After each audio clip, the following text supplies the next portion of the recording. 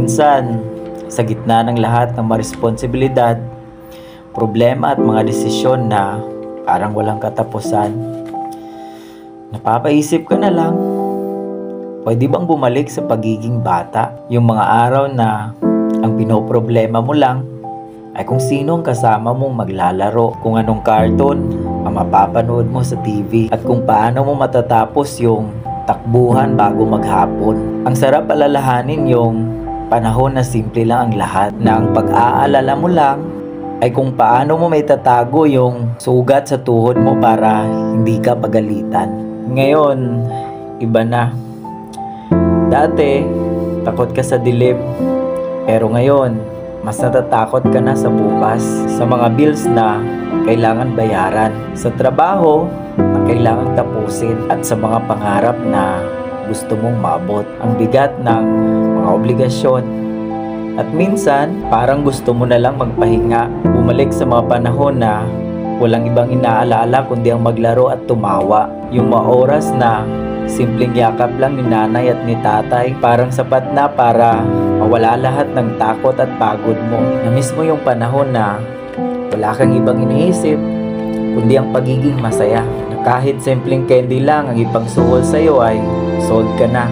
Ngayon, kahit ilang candy pa, parang kulang. Iba na kasi ngayon, mas malalim, mas mabigat. Dati, pinapangarap mo lang maging matanda kasi akala mo mas madali ang buhay. Pero ngayong nandito ka na sa realidad, gusto mo naman sanang balikan yung mga panahon na akala mo'y gusto mong iwan. Minsan, isip mo, sana pwede mag-time travel, bumalik sa mga oras na buo pa ang pamilya, yung mga panahon na buo pang saya sa mga simpleng bagay.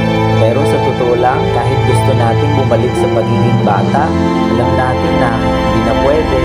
Mga pagsubok na hinaharap natin ngayon, bahagi na ng pagiging matanda, ang pagiging mas matatag. Pero sa bawat pagod, yung alaala ng pagkabata ang nagiging pahinga natin. Sila yung nagbibigay ng dahilan para ituloy ang laban. Dahil kahit gaano kahirap ngayon, alam nating lahat ng ito ay ginagawa natin para sa mga pangarap na ipinangako natin sa batang bersyon natin. At siguro, kung makakausap natin yung batang tayo, sasabihin niya, kaya mo yan. Lagi ka namang lumalaban, di ba?